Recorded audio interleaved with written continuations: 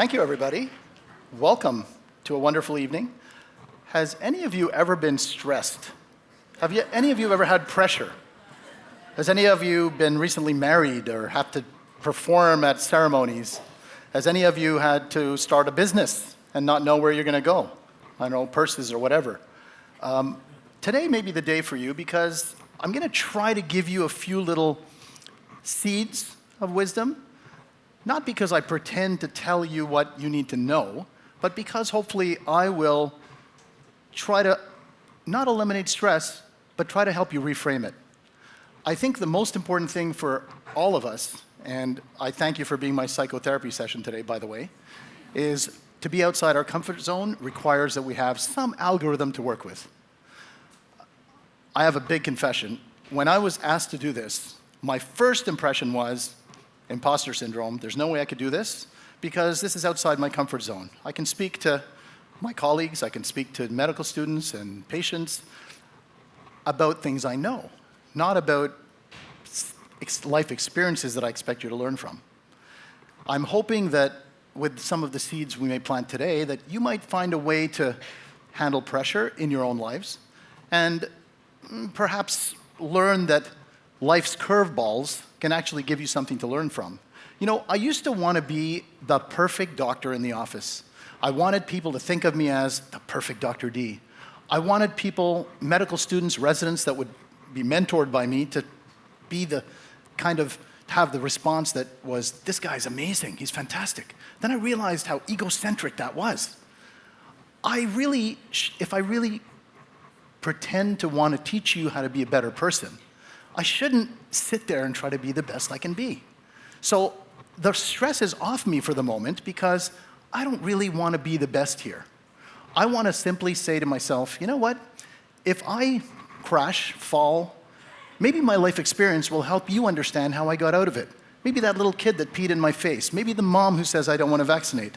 Maybe that's what you need to see me get out of. Not to have things work perfectly. So let's think of a roller coaster. Have you guys ever been on a roller coaster? Anybody? Does everybody love roller coasters? Do some people not? You know, when you look at the photo after your ride, whoever pushed you into it or whoever made you dragged into it, you'll see photos. You'll see people going like this. You'll see people sitting there and going, wow, I don't know if I could do this. You'll see others doing this. There's many different responses. It's the same darn ride, but there are many different responses to that ride, which is really what the way you handle stress and pressure in your life is all about. Let's look a little bit at the stress curve, okay? Because we want to set up some ground rules of how we're going to discuss this and how you're going to put it together in your own world. Does anybody know the famous Hans Selye? Hans Selye was a famous neuroendocrinologist from Montreal. He was at the University of Montreal. He was the one who basically wrote Stress Without Distress. He put Montreal on the map as far as stress research and the manner in which we could actually decide where on the curve we needed to be to perform. If you look at the curve up there, you see the calm, the wonderful, eustress. Calm really back down there. As performance increases, your level of stress increases as well. And vice versa. As your level of stress increases, your performance gets better. But what happens if you end up here? Is that a good thing or a bad thing? Well, you're still in the stress area, the eustress area, the good stress, the stress that makes you perform and accomplish challenges. But wouldn't you rather be right there? Wouldn't you rather be where you're at optimal performance? That's what everyone strives for. That's where possibly all Olympic athletes and all people that want to do well in what they're doing want to be. But you can't sustain that. You can't sustain yourself at that level for that length of time. You need to be probably closer to this. You have to be closer to C.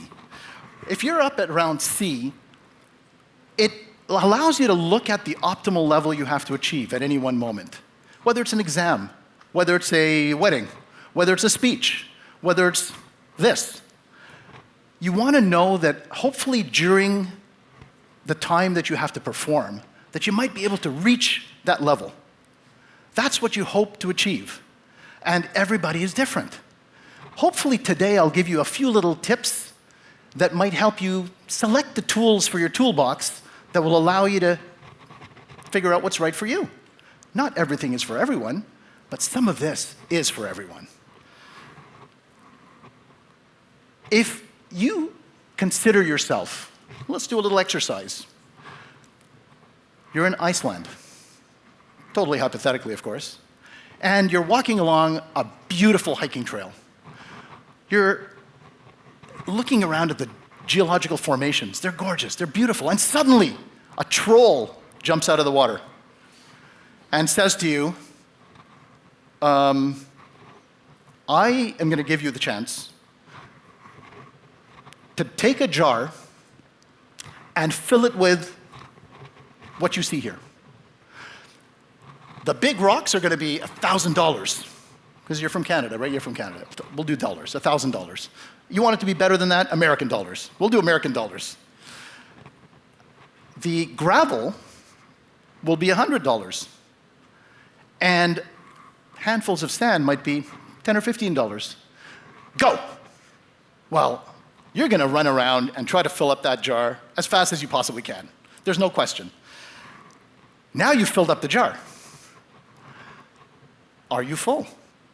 You're going to come back to the troll, and the troll will say, is that all you could put in? Yeah, that's all I could put in. Well, I'll tell you what. I'm going to now give you $20 for every handful of delicious Icelandic water you can put in there. Wow. We just filled it up again. The point of this story is not the sequence in which you have to fill up the rocks. The point of the story is that if you decided without prioritizing what would go in first, go backwards, put in the water, put in the sand, put in the gravel, you would never have gotten to the rocks, the big rocks. You have to figure out before you fill that jar, what do you want to go in first? In your lives, you need to decide at any one moment or on a long scale, what things do I want to, what rocks do I want to put in with certain value? And which ones do I need to work on first? To be true to the caption and the title of my talk, let me tell you about my favorite G-forces. You know, we just talked about the metamorphics of geological stuff. I'm not a geologist, but it's just a wonderful analogy because the Earth is all around us and the Earth is within us. So my G-forces that help me decide on life are growth. I'll explain these a little bit more detail in a few minutes. This is turning challenges into stepping stones. Oh, there's stones again. Trust me, I'm not a geologist. I just happen to like that. Grit, which I call great resilience in turbulence. That's what I call grit. There's many definitions, that's my definition. And that's why I call it grit. There's grace. Very important because grace is finding beauty in imperfection. And I look out there and I see a lot of imperfect people. Oh, sorry, I was looking at the mirror. I apologize. Gratitude is one of the other G-forces. Transform setbacks into appreciation. You really want to take what you think threw you back and bring it out. Let's dive a little bit into each one. Growth is seeing obstacles as opportunities. They're not roadblocks any more than the orange cones we see out there every day, every minute of the day. Don't worry, I'm not going to put more orange cones into the talk because I'm sure it would make us a little stressed.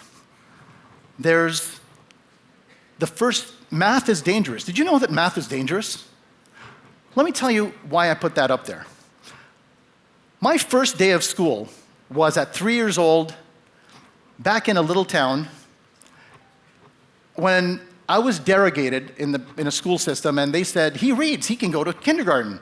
So here I am at kindergarten, sitting at my desk, and I'm writing down, I could see it in my mind, because I remember, 2 + 2 =, and I'm about to say 5, but I knew it wasn't 5. Before I could do anything, I got smacked in the knuckles by one of these 15-inch rulers with the metal rib, which I'm sure some of you have seen in the past. Needless to say, it changed. I didn't realize it at the time, but it changed who I was. And I didn't speak again in school or in public till probably grade 7 or 8, Sec 1 or 2, we call it. It changed who I was. And therefore, when they said to me, can you do this? That's what I remembered. Not that I'm a doctor and I do 1,000 things and I help people learn how to deal with their stress in real life. That's what I thought about. And so math to me was dangerous. I learned early to fear mistakes, so I missed out on a lot of learning opportunities. This is Tororo Rock, the town that I was born in Africa. Actually, sorry, it was Kampala. Tororo is where we moved to. And it was basically the Wakanda of the area. My parents grew up in a very expatriate life with car servants and the whole thing, and it was a magically wonderful existence for them. But I had my monsters inside. In about all that, I was hurting inside. When we moved to Canada, they didn't know, does he know something or does he not? The teachers were confused because he doesn't say anything in class. I had to go a long way. So nature helps us. Let's think about bamboo. Bamboo takes a while to find the right elements to be able to sit in there and take root. If it doesn't, over the next year or 2 or 3, it will die. But over 5 years, if it finds those right elements, it comes out and it grows to the point where you cannot get rid of it. Bamboo, as you know, is much of the existence of the world is dependent on, whether it's for food, whether it's for sustenance, whether it's for shelter. So the message is to nurture and select those experiences from your past to help you manage your coping skills and improve your performance in life. That's what I had to learn. Grit. Come on, what can you say about grit? Great resilience in turbulence. There is an effect out there called the Norton effect. My dad, Norton, was a fellow whose parents died when he was in his pre-adolescence. He was forced to have to scramble up in his existence, be raised by his older siblings, and eventually be shipped off to a place where he wouldn't cause trouble. And he became a self-made man. He wasn't even able to finish university. This is a fellow who I witnessed his unwavering commitment to our family, relentless drive to overcome challenges. He did because the job had to be done. That is grit in my mind. The British Journal of Medicine, Mental Health, described a study recently where older adults, 50 and over, none of you, of course, were basically looked at and evaluated for their coping skills. It was determined that the qualities of perseverance, calmness, and a sense of purpose dictated that these people who could manage those things and put them into their existence, into their fiber of their being, actually had lower risk of all-cause death in their life, reduced by up to 38%. Very important. So resilient people live longer because they channel stress into strength, like the Norton effect, like my Norton did. This mentor, most important person in my life, told us that grit was not avoiding adversity. It was facing it head on if it was where you needed to be. Every one of your challenges or failures can lead you to this, where you want to be. You just have to choose to embrace the message within. Grace is one of the most important secret sauces of life. It's the ability to show kindness, humility, goodwill. It allows you to accept yourself for what you are or the situation. John Newton was a fellow who wrote Amazing Grace. Where did he grow up? In a pirate ship, because his father raised him on a pirate ship, raping, pillaging, and he eventually came out of that and went back and became a preacher, and he wrote Amazing Grace. You know, how sweet the sound that saved a wretch like me, the wretch was him. Grace isn't about being perfect, it's about managing what's around you with a sense of purpose. Gratitude is the last of the G-forces that I want to tell you about. It's the G-force that ties it all together. It's the anchor that keeps us during storms. Now, are we doing okay? We're in the home stretch, I guarantee you. Take a deep breath. That worked for me. Thank you so much. Can anyone tell me which galaxy this is? Or this? Well, what if I told you the first one was a chest x-ray? I try to tell my medical students and my residents, if you go too close to try to find the fracture, you're more likely going to miss it. Don't be so microscopic. Stand back a little bit. The second one is a painting. It's Monet, Broken Strokes. That one was a rendition by my son, Daniel, when he was 6 years old. It basically, broken strokes represent your life challenges. They represent what it is about you that allows you to put it together into your masterpiece. Does anybody know what this is? No, I'm not trying to fool you. That's actually an apple. How many seeds are in that apple? Do you have any idea? Yell it out. 5. So it's between 5 and 8. 5 and 8. Now, how many seeds? How many apples are in a seed? Infinite number, right? So when you look at an apple, think about how many seeds are in that apple, but how many apples are in the seeds in there. Gratitude helps you see the potential in life. Gratitude helps you find your infinite potential. Gratitude nurtures that potential. I hope I've planted a few seeds in your mind. Pick the ones you think you can use. The G-forces we talked about are extremely important in my life. I've used them to try to get where I need to be.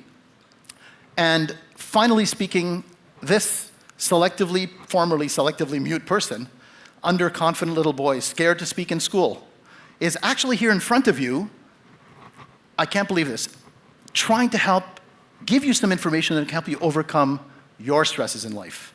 Thank you for being my psychotherapy today, and just want to leave you with one last thing. Remember, diamonds, in keeping with our Earth geology, are not just substances that break under pressure. They transform. Diamonds are what comes from tremendous pressure. It doesn't crumble. Thank you.